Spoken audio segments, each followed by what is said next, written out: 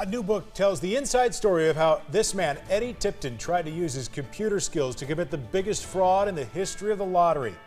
He conspired with his brother to write software code that helped him predict the winning numbers. State Auditor Rob Sand wrote the book about his role in prosecuting the case while he was an assistant attorney general. But part of solving the case meant getting a criminal to tell the truth. Political Director Dave Price has the story. Started writing it as you went along, which was smart, to write all this stuff as you're going through the case. And you decided then to put it all in book form. Why? Because it's a wild story. It's a true crime story. If people like true crime and they want to see the details from it, you know, when I came home that day and wrote it down, then it's a fun read. The aftermath, you know, the last half of the last chapter gets in a little bit like, well, Eddie Tipton ended up going to prison. I quit my job and I ran for state auditor. It's probably 3% of the book. There's a chapter on where he grew up, his small town in Texas, and there's a chapter on my upbringing in Decorah.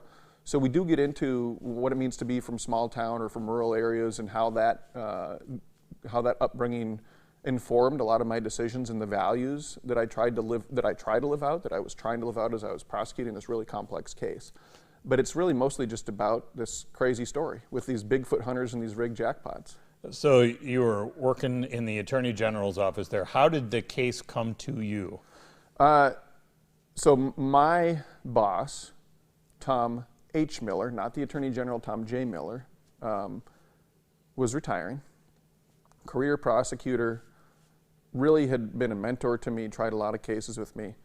He just came into my office one day and said, "Here you go, happy birthday, this one's yours," which is not exactly I was joking, wasn't exactly a good present. Nobody wanted the case. So what surprised you as you started digging into this? Pretty obviously complex with what Tipton did. It is a really incredible feeling to be working on a case and learning facts where you are starting to realize that you are unraveling really a tremendous criminal scheme that has been going on for a decade. To be in the middle of that and learning it as you see it and understand what has been going on for the last decade, just really kind of an incredible feeling. And it was his skills from the IT side that allowed him to do this, or did he just have one of those minds that just criminally leaning? Look, you know, so Eddie Tipton, like all the rest of us, is a child of God. We are all sinners in different ways. I actually had, I think, a pretty good relationship with him. I mean, this case lasted a long time. We could joke with each other in the courtroom, in depositions. I think he's a guy who, from an IT perspective, knew exactly what he could do and then gave in to the temptation to do it. They did not have the best system of checks and balances, right? The lottery, you mean? The lottery, yeah. They had a third-party verifier to try to make sure that these numbers were going to be random, but he knew how to get around that. And he took that opportunity, he gave into that temptation. And he wasn't employed by the lottery. He wasn't a lottery employee. That's right, he worked for the Multi-State Lottery Association, which is why he was able to do it in all these different states, because they served 38 states. So the amount of homework that we had to go through was basically every lottery winner from every muscle-run lottery game in every state, trying to figure out, was it a manual play ticket or a quick pick ticket? Was the winner from Texas or Iowa? And then eventually, you know, was it on, when we knew what the code said after it had been reverse engineered, you know, was it a jackpot on these 3 dates, and this day of the week, so on and so forth. He had been granted parole and could have left prison early and then violated his terms, and so did not. I had talked to people who are wondering how the heck he could get out early after what he did. Do you all think like that after you work so hard to put somebody behind bars? Look, or do you just have to let that go? You got to let it go. At the end of the day, you do your job as a prosecutor and you try to do the best that you can. I think that's true for anybody, no matter what their job is. And if it doesn't go exactly the way you want, this is kind of a theme of the book, actually. It's sort of how it ends. You have to put in the work.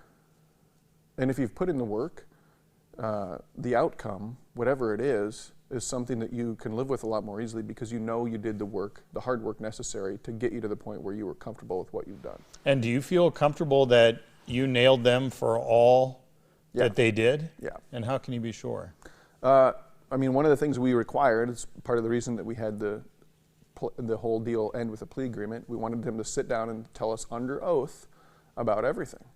And under oath, facing additional prosecution, if he had lied about it, Eddie told us this is everything. But even prior to that, we had already reverse engineered the code with help from authorities in Wisconsin. We had already located all the jackpots that with that code could have been rigged. And so we were pretty confident going in that we had already found everything. But can you trust the word of a criminal? So you know he's got this elaborate scheme to defraud, and then I appreciate you put him under oath where you're supposed to swear that you'll tell the truth. But Yeah. like, how do you know the guy's telling the truth in that point? Yeah.